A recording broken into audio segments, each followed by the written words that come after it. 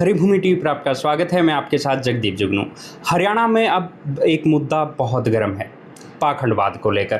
पहले अश्लीलता को लेकर एक लंबी कवायद चली, अब पाखंडवाद को लेकर है। रामपाल के जो समर्थक है वो लगातार टीका टिप्पणी कर रहे हैं, अमर्यादित भाषा बोल रहे हैं। दूसरी तरफ से धर्मेंद्र हुड्डा, और अब आई है आर्य समाज बीच में आया है इस सारे पाखंडवाद की लड़ाई को लेकर। आज बात करेंगे कि वो किस तरह से इसको लड़ाई को लड़ना चाहते हैं और क्या उनकी रणनीति है। नमस्कार सर, आपका नाम क्या है सर? स्वामी सच्चिदानंद, वेद प्रचार अधिष्ठाता, आर्य पत्नी सभा हरियाणा। तो आर्य समाज किस तरह से पाखंडवाद के खिलाफ लड़ाई कर रहे हैं?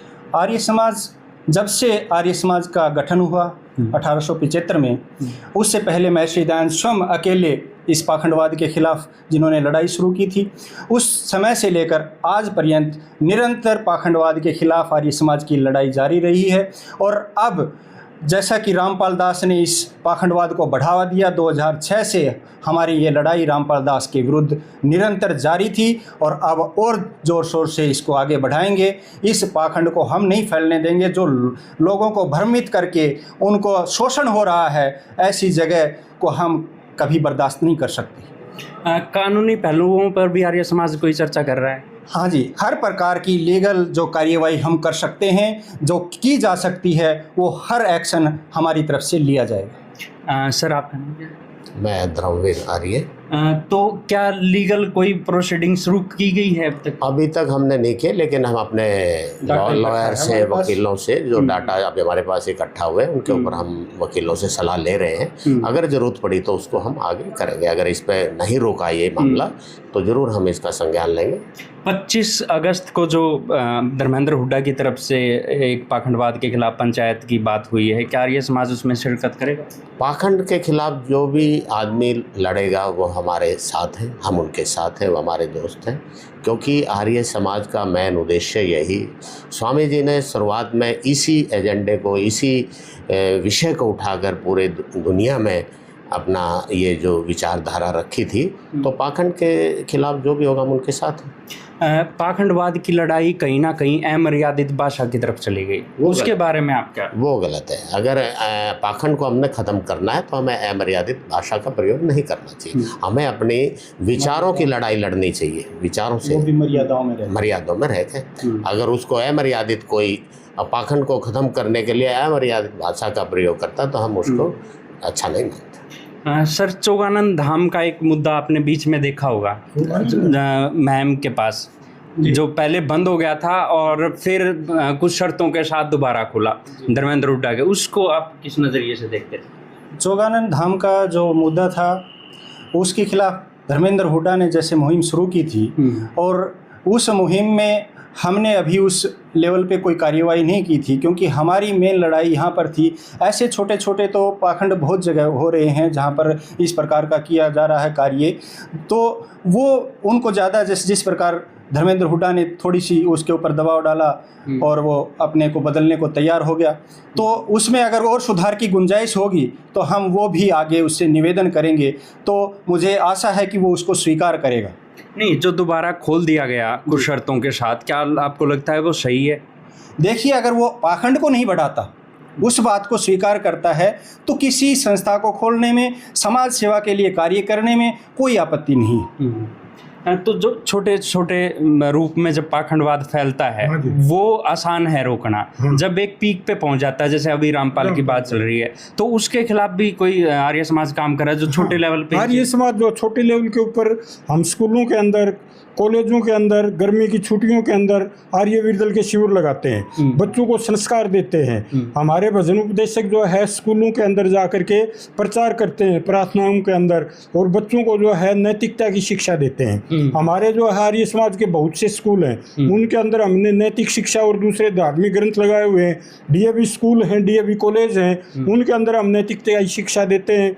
आर्य प्रतिनिधि सभा का मुख्य उद्देश्य प्रचार करना है। गांव-गांव के अंदर जाकर के हम प्रचार करते हैं, लोगों को जागरूक करते हैं। भजन मंडली है हमारे पास, रथ हैं जिनके माध्यम से गांव-गांव के अंदर जाते हैं। तो छोटे लेवल से लेकर के, स्कूल से लेकर के और रामपाल तक, जहाँ तक भी पाखंड है उसका सब हम नीति के आधार पर जो है और जो है कानूनी आधार के ऊपर उसका जो विरोध करते हैं। लेकिन आमने सामने कोई बात होती है तो उसके लिए भी आर्य समाज हमेशा तैयार रहता है। तो ये इस तरीके से हम विरोध कर रहे हैं। आर्य समाज के मेन टारगेट पर रामपाल ही क्यों? नहीं, उसने आते ही सीधा हमें कुछ नहीं, हमारे किसी भी व्यक्ति ने कोई स्टेटमेंट नहीं दी। रामपाल आ गया कोई बात नहीं, हमें क्या है, देश के अंदर जो है निरे राम रहीम है, कोई रामपाल है, कोई कुछ है, हमें कोई, हम करते हैं, कोई पाखंड करता है, हम अपना प्रचार करते हैं। लेकिन रामपाल ने आते ही सत्यार्थ प्रकाश के ऊपर इतराज उठाया, महर्षि स्वामी दयानंद के ऊपर इतराज उठाया और वेदों के ऊपर इतराज उठाया। तो ये चीज़ जो है डायरेक्ट हमारे को जो है वो अटैक किया उसने, इसलिए हमने उसके ऊपर जो है वो कहा कि ये गलत है, आपको ऐसा नहीं करना चाहिए। अब भी हम कह रहे हैं गलत है, आपको ऐसा नहीं करना चाहिए, ऋषि और महर्षियों पर इस प्रकार के आरोप नहीं लगाने चाहिए।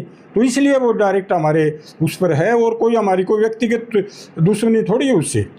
आपको नहीं लगता कि जो पहले जिस तरह की 2-3 बार घटनाएं हुई है रामपाल को लेकर, उसी और बढ़ता हुआ ये सारा कारवां नजर आता है?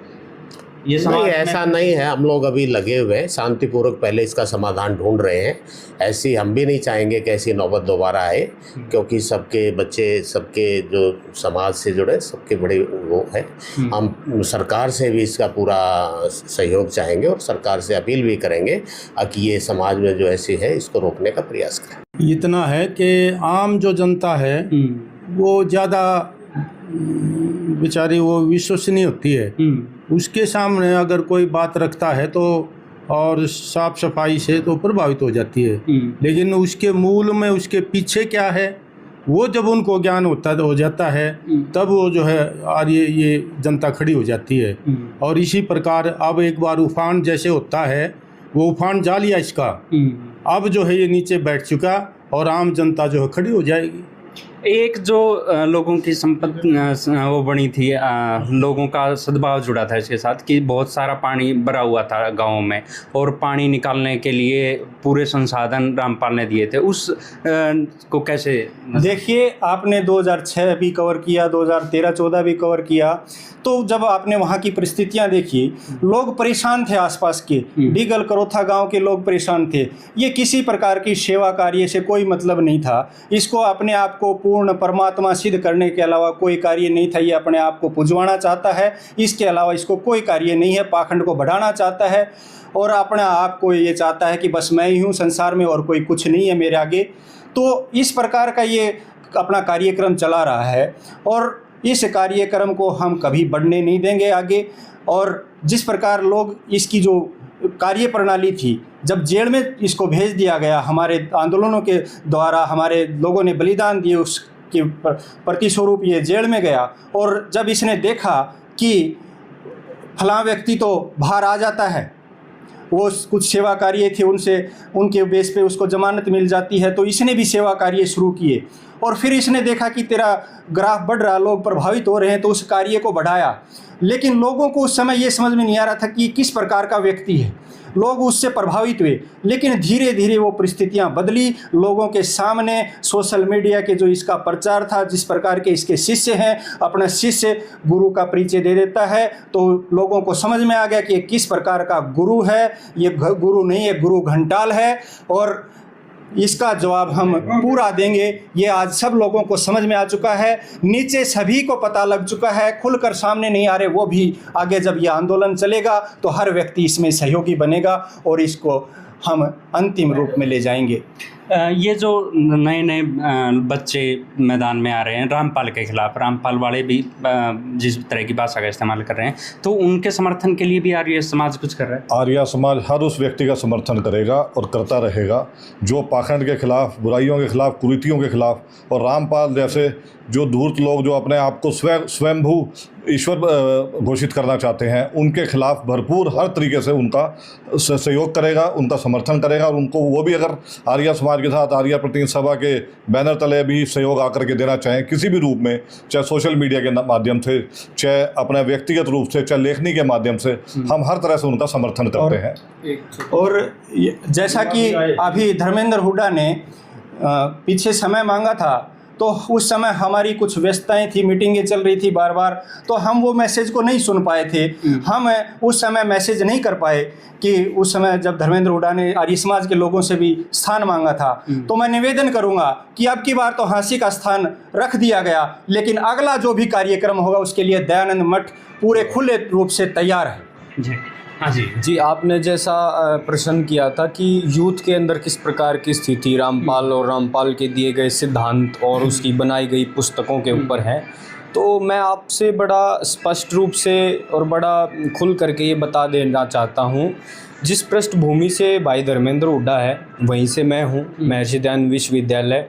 उस विश्वविद्यालय का नाम ही देखो उस महर्षि के नाम पर है, जिन्होंने आज इस इतनी बड़ी ये नदी जो चल रही आ रही है समाज रूपी।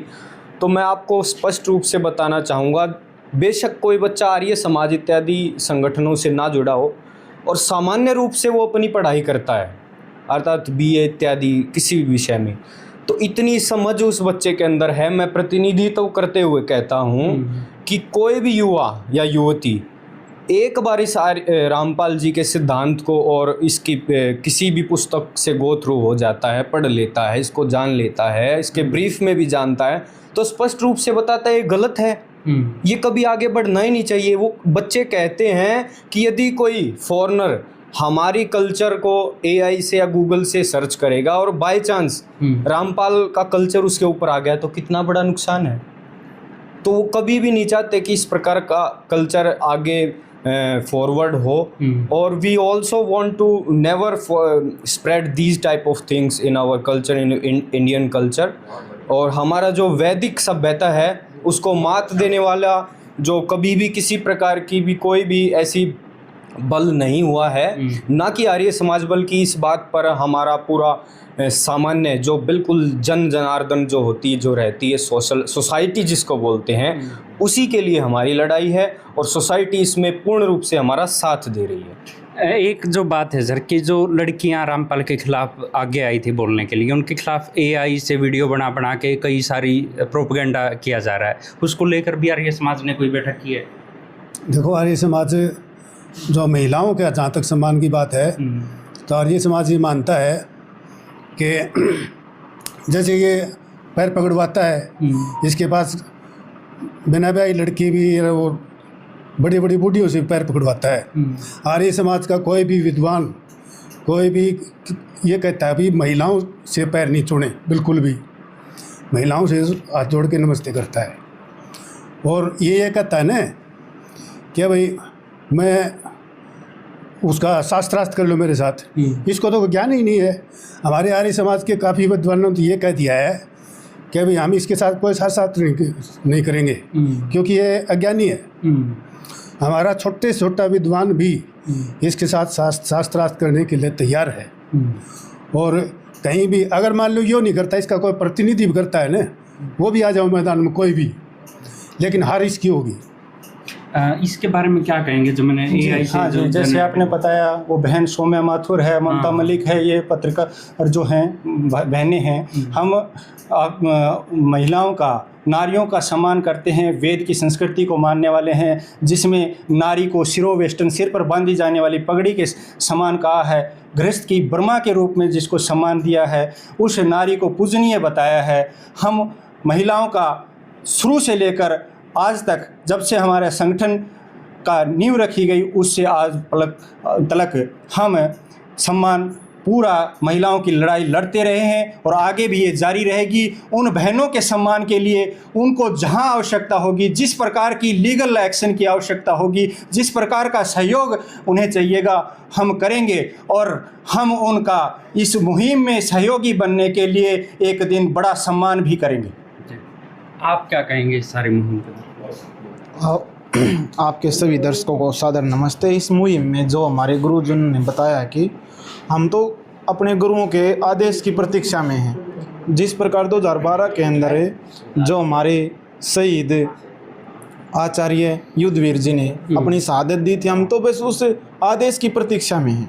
अगर ये जैसे भी टकराव चाहता शास्त्र से शस्त्र से, हम तैयार हैं। तो हम अपने गुरुजों की जो है उनकी आज्ञा के लिए तैयार हैं। वो एक बार